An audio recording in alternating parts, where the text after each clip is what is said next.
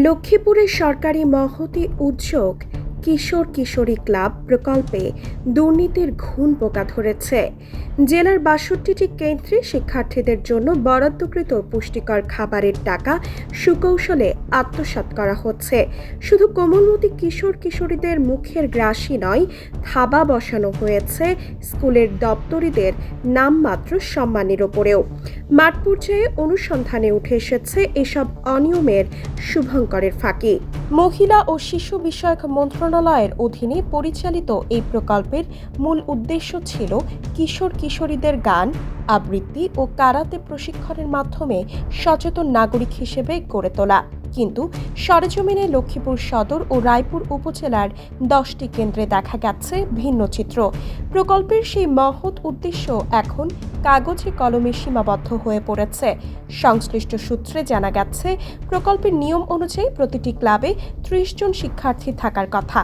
প্রতি শুক্র ও শনিবার ক্লাসের দিন শিক্ষার্থী প্রতি 30 টাকা করে 900 টাকা নাস্তার জন্য বরাদ্দ থাকে। ভ্যাট ট্যাক্স বাদে 750 টাকা দিয়ে মানসম্মত নাস্তা বিতরণের নিয়ম থাকলেও বাস্তবে তা মানা হচ্ছে না। রায়পুর এলএম সরকারি প্রাথমিক বিদ্যালয় কেন্দ্রে গিয়ে দেখা যায় 30 জনের স্থলে মাত্র 6 জন শিক্ষার্থী উপস্থিত। তাদের পাতে দেওয়া হয়েছে 10 টাকার এক প্যাকেট বিস্কিট, একটি সস্তা কেক ও নামমাত্র নুডলস। নাস্তা সরবরাহকারী দোকানি সোজা সাপটা জানালেন, সপ্তাহে একদিন 400 থেকে 450 টাকার নাস্তা সরবরাহ করি, বাকি দিন জেন্ডার প্রমোটররা ফলমূল কিনে আনেন। অথচ নথিপত্রে পুরো টাকার হিসাব দেখানো হচ্ছে। একই চিত্র সোনাপুর সরকারি প্রাথমিক বিদ্যালয় কেন্দ্রেও।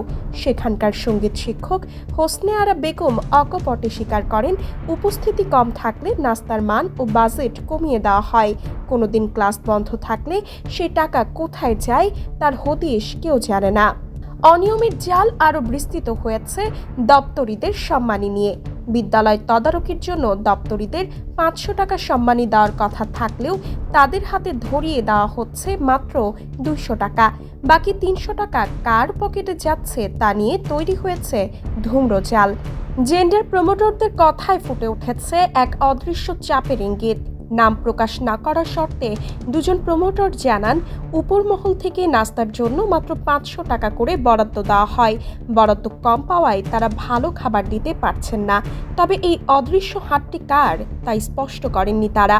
প্রকল্পের সুপারভাইজার রাশেদ আলম অনিয়মের বিষয়টি অনেকটা দায়সারাভাবে স্বীকার করে বলেন, 6 মাস বন্ধ থাকার পর প্রকল্প চালু হয়েছে, কিছুটা এদিক সেদিক হতে পারে। তবে এই এদিক সেদিক যে বড় অঙ্কের লুটপাট তার বলার অপেক্ষা রাখে না।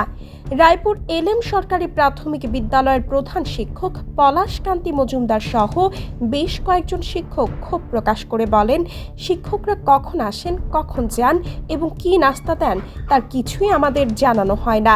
এটা যেন একটি গোপন কার্যক্রম। এ বিষয়ে উপজেলা মহিলা বিষয়ক কর্মকর্তা জাবেদা খানম পাশ কাটিয়ে যাওয়ার চেষ্টা করে বলেন, অফিস সহকারীর কাছ থেকে জেনে নিন। অথচ অফিস সহকারী দাবি করেছেন, ম্যাডামই সব জানেন। এই লুকোচুরিতেই স্পষ্ট হয় দুর্নীতির গভীরতা। লক্ষ্মীপুরের জেলা প্রশাসক DC S M Mehedi Hasan এ বিষয়ে কঠোর ব্যবস্থা নেওয়ার আশ্বাস দিয়ে বলেন, সরকারি প্রকল্পে কোনো ধরনের 9-6 বরদাস্ত করা হবে না। আমরা বিস্তারিত খোঁজ নিয়ে দ্রুত আইনি পদক্ষেপ নেব।